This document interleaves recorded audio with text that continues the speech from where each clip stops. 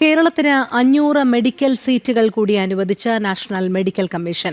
സ്വകാര്യ മേഖലയ്ക്കാണ് കൂടുതൽ സീറ്റുകൾ. ഇതോടെ കേരളത്തിന് ഈ വർഷം അനുവദിച്ച ആകെ മെഡിക്കൽ സീറ്റുകളുടെ എണ്ണം 600 പ്രശാന്ത് ശങ്കരമംഗലത്ത് ചേരുന്നു. പ്രശാന്ത്, മെഡിക്കൽ വിദ്യാഭ്യാസ രംഗത്ത് സീറ്റ് വർധന എത്രത്തോളം അനുകൂലമായി ബാധിക്കുന്ന കാര്യങ്ങളാണ്?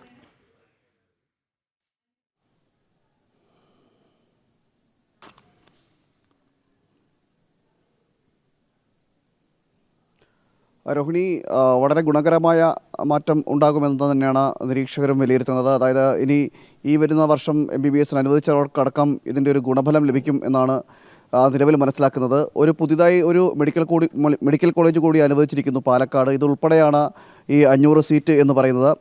ട്രാവൻകൂർ മെഡിക്കൽ കോളേജിന് 150 നിന്നും 200 വർദ്ധിപ്പിച്ചു. അതോടൊപ്പം തന്നെ മലബാർ മെഡിക്കൽ കോളേജിന് 200 നിന്ന് 280 അതോടൊപ്പം തന്നെ അൽ അക്സർ മെഡിക്കൽ കോളേജ് 150 നിന്നും 280 ഇങ്ങനെ 6 മെഡിക്കൽ കോളേജുകൾക്കും പുതിയതായി അനുവദിച്ച ഒരു മെഡിക്കൽ കോളേജ് ഉൾപ്പെടെയാണ് ഇപ്പോൾ ഈ 500 സീറ്റ് അനുവദിച്ചിരിക്കുന്നത് പുതിയതായിട്ട്.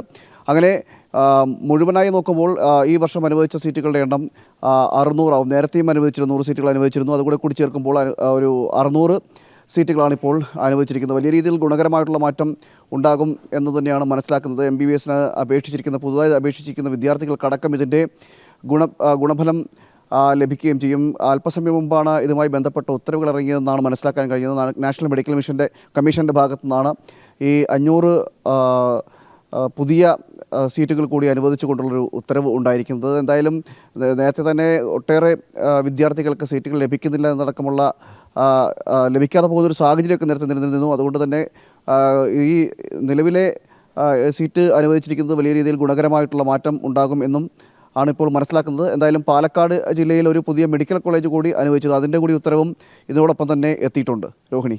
ശരി, പ്രശാന്ത് ശങ്കരമംഗലത്താണ് വിവരങ്ങൾ നൽകിയത്.